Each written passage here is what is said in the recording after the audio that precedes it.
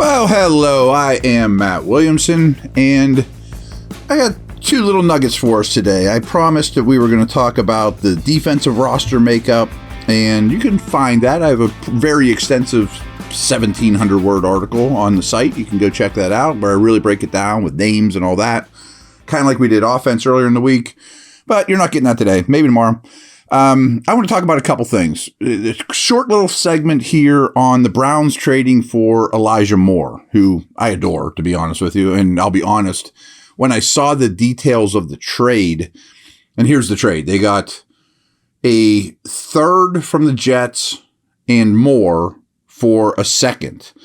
But the discrepancy between the picks was 32 picks apart. So they moved 32 picks backwards from round 2 to round 3, a full round really, and got more. Which when I immediately saw the deal, I'm like, a third and more for a second. Why did the Steelers do that? You know, and I still kind of feel that way, but I'm sure there's 20 fan bases out there saying the same thing. I think he's a really good player, and he can play inside, he can play outside. He was consistently open last year, and the Jets quarterbacks were so bad, namely Zach Wilson, that he got really, really frustrated, and they're no longer friends. He wanted out. They let him go. They signed Mecole Hardman. Two nuggets, though, is I wonder, this Aaron Rodgers to Jets stuff has been lagging and lagging and lagging. And a lot of it apparently is over, what are we going to give up for Rodgers? And I wonder if the Jets said, hey, we don't want to give up our first round pick. But now we got 2 seconds. What about if we give you Corey Davis 2 seconds and a future pick? Okay, now we have a different set of cards in our hand to negotiate with than we did before. You have a better pick that you could offer. So maybe that was a catalyst for getting this deal done. Maybe they told the Browns, hey, we can move Elijah Moore. We're going to move him no matter what. We just signed Mecole Hardman. But we need a early to mid second round pick in our pocket in order to make our next deal, which was Rodgers, or, but we're not as concerned about Rodgers as the Jets. At some point that's going to get done. But real quick on the Brownies, what I've been told and what I think is going to happen there is they are going to be a lot less run oriented. They let Kareem Hunt go. The Johnson just left. It's traded for a receiver. Several people have told me that they want to make this much more of a spread, Deshaun in the shotgun, 3 wide, receiving tight end, the Njoku, still a good offensive line. But I think they're going to be a lot more pass happy now that they have Deshaun for a full offseason and all that good stuff. So I think the way the Browns play football on offense is going to be drastically different. And I've thought that for a while.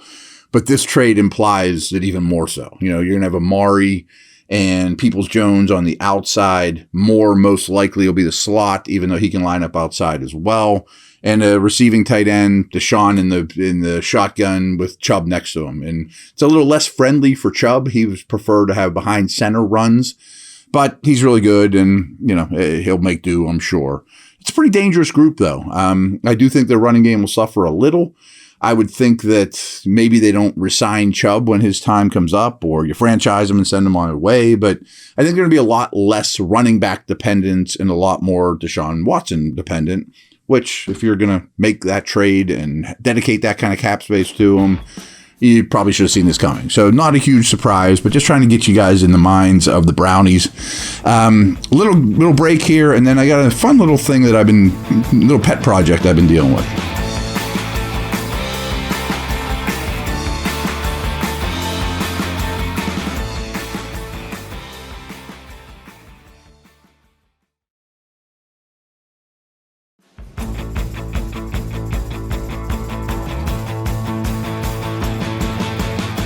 Okay, for the last year or two I've been into this, but I'm going to dig into it even heavier this year, and it's RAS. It's Relative Athletic Score. And what that is, you can go to ras.football and find all the relative athletic scores for basically everyone's been drafted in a long time, including these upcoming prospects. And I'm referencing it more and more. Well, what's relative athletic score? It's a combination. It's kind of like SPARQ, which I forget what SPARQ stands for, speed, blah, blah, blah, SPARQ. But it's a combination of all your athletic testing. and it factors in your size, factors in the position you play, quarterbacks versus quarterbacks. If you're a super fast dude, but you're only 160 pounds, that's different if you run the same time at 220. You don't get as much credit if you're smaller. So I reference it a lot with incoming prospects. Boy, super athletic, but his change of direction stuff's bad. And you can click on each player. You can click on Peter Skoronski, and it'll tell you these are all his green categories, which are elite, and then you look at his arm length and it's red because it's the opposite of elite. It's poor. And then there's a yellow in between. But another feature you can do is you can sort by teams. And what I did was I picked the last 6 Steeler drafts. And I picked 6 because that was Watt's class. I was going to do 5. Then I'm like, TJ's the year before. Let's include him. He's obviously a prominent member of the team. I didn't want to go back all the way to Hayward. I understand that this is going to be a new regime picking, but I don't think their philosophy in terms of scouting has changed dramatically with Kevin gone.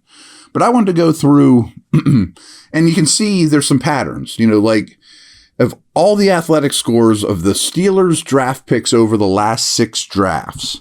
I'm going to read them off in terms of who scored the best all the way down to who scored the worst.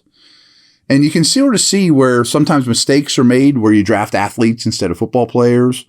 Or, man, this guy was a bargain because he didn't score well, but he came to the league and was really, really good. Or, in TJ's case, his RAS is phenomenal and he lived up to it and he's a good football player. Like all the worlds collided. So here we go.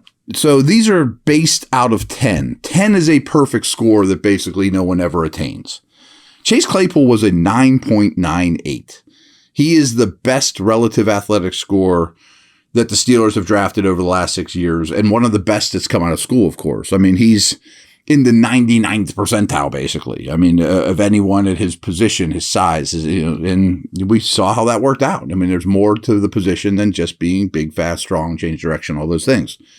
TJ is next. He's at 9.92. Edmonds, who rumor has it when I'm recording, has said goodbye to the team. I can't confirm that at this moment, but that wouldn't shock me, is next. He's at 9.89. Josh Dobbs, 9.6. Really athletic for his position, but so is Kenny Pickett. Kenny Pickett's next at 9.54. I didn't know that till now. I didn't look up his RAS until just today. Doesn't surprise me. I've told you guys, and not that I missed it at Pitt, but watching him in a Steelers uniform, he is twitchier, faster, accelerator, change direction. He's a better athlete than I thought, and I don't think people lump him in as a highly athletic quarterback, but I think they're wrong. I mean, he is a very, very athletic quarterback. So all these guys are green. All these guys are well above average. Colin Holba, the long snapper, is next. Great, whatever.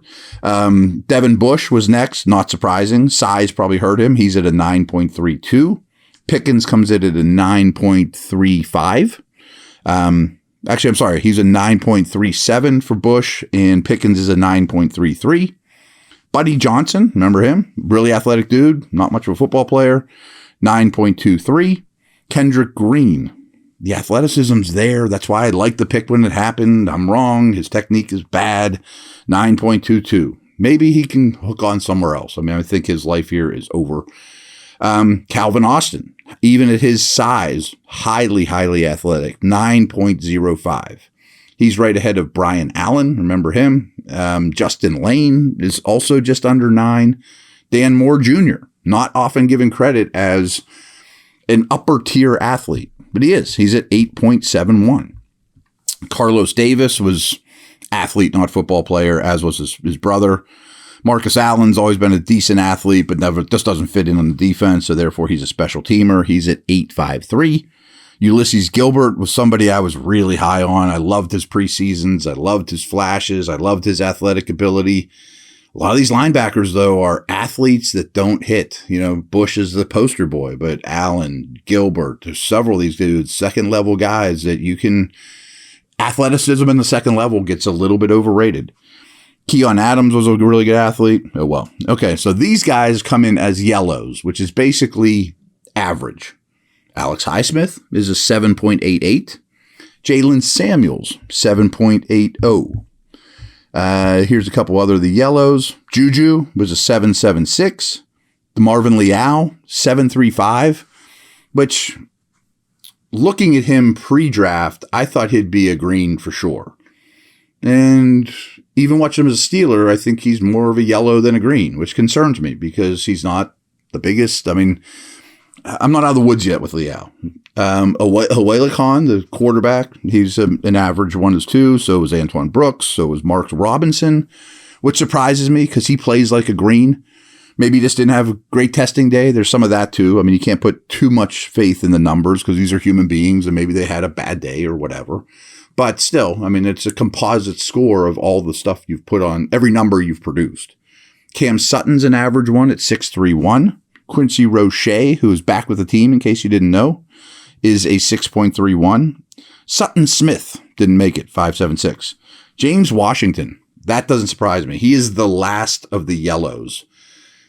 I remember liking the pick when it happened, but I remember being on the air 10 minutes after the James Washington pick saying, if this guy doesn't work out, it might be because he's not quite big enough or quick enough to be a possession guy, not quite fast or explosive enough to be a down the field guy. And that's kind of what he was. He was kind of okay at everything, not real good at anything specifically. So these are the Reds, and there's some pretty good players in Reds. So don't overreact to combine scores necessarily. You know, these guys are all 4.65 or below. Remember, Juju was a 9.98. You know, these guys are considered like half the athlete. James Conner, 4.65. Connor Hayward, 4.6 flat. Anthony McFarland, 4.36. I thought he'd be much higher on this list, but he's on the smaller side. That doesn't help him. Deontay, really low, 4.31. Now, I remember, I don't think I interviewed him, but there were interviews with Deontay Johnson about his 40 time, you know, coming out of Toledo. And he said, I never practiced running the 40. And I remember looking at him or thinking at him and going, why on earth wouldn't you? I mean, you could have got drafted maybe a round higher, but his thought was, it doesn't make me a better football player. There's so much to track training to getting your 40 down, and he didn't want to waste the time doing it. He wanted to waste his time, not waste his time. He wanted to use his time running routes. So he publicly admitted it. And I'm sure he put some time into the 40, but some of these guys just trained for the 40 and he didn't. So that one might be a little bit of a misnomer because he does not play like a bad athlete. Chooks comes in at 3.96. Mason Rudolph, I really don't care, but he's 3.95. He's not a great athlete.